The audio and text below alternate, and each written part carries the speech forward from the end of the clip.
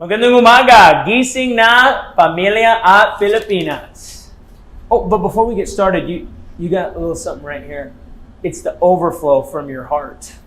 Lately, what have you been posting on social media? What have you been watching on TV? What have you been doing with your time? The reason I ask is because whatever you take in is going to impact what you put out. The music you listen to is going to have a huge impact on your attitude and your mood. Likewise, the things that you post on Facebook, the things that you look at on Facebook are going to impact you. For example, if you've been getting caught up with all the political drama going on, I bet you're not the most encouraging person to be around. But if you're focused on watching things that are positive and encouraging, it's going to change the way you view things. Let's look at a scripture in Matthew chapter 12. This is something that Jesus found very important to teach to the people around him. And it says in verse 33, "Make a tree good and its fruit will be good, or make a tree bad and its fruit will be bad, for a tree is recognized by its fruit." Notice he says, make a tree good, make a tree bad, and then what's it going to produce? Good or bad. By its fruit, you will recognize it. You ever met somebody who is just in denial as to who they really are? Jesus says the fruit you produce is the fruit that's inside of you. If you take an orange and you squeeze it, you know what's going to come out? Not apple juice, not grape juice, orange juice. Why? Because it's an orange. Oranges make orange juice. A good tree produces good fruit. Therefore, someone who's producing bad fruit, guess what? That's a bad tree. He says, "You brood of vipers, how can you who are evil say anything good? For out of the overflow of the heart, the mouth speaks. The good man brings good things out of the good stored up in him, and the evil man brings evil things out of the evil stored up in him." See, Jesus says that a good tree is going to produce good fruit. Likewise, a man who has stored up inside of himself good things, meaning, hey, he's thinking about positive things. He's thinking about the word. He's in touch with God in prayer. He has positive relationships. He's going to produce good things. But here's the seriousness of why Jesus is teaching on this. It says, "But I tell you that men will have to give an account on the day of judgment for every careless word they have spoken. For by your words you will be acquitted, and by your words you will be condemned." The seriousness of this is that there will be consequences. He says every careless word. What is a careless word? It's a word that you don't care about.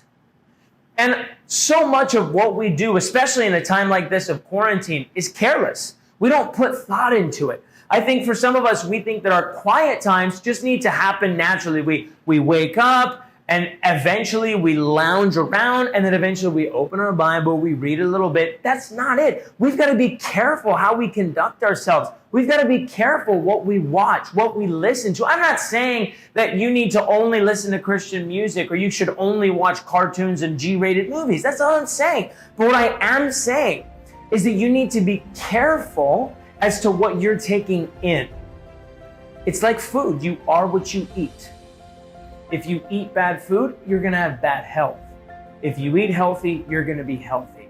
Likewise, be careful what you're eating. Be careful what you're watching. Be careful what you're listening to. Even your relationships. You are the company you keep. And it's up to you to decide what you want to focus on during this time of the quarantine. We've got to be careful on what we do. We've got to care. We've got to actually focus on caring about what we're doing. I think about, for me, one of the most life-changing rebukes I ever received was from a man who has been a father in the faith to me, Raul Moreno. I was about 19 or 20 years old. I was serving as an intern in the church, and I was leading my first college ministry, Fullerton Junior College, FJC. And there was a brother in that ministry. His name was Mike. And I'm sitting with Raul at his house. We're just hanging out, spending the evening together. I think we just had D time. And I go, "Raul, what's Mike's last name?"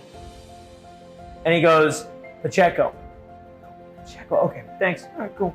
Didn't think anything of it. It was just very careless. Like, "Hey, well, what's his name?" I didn't really think about it.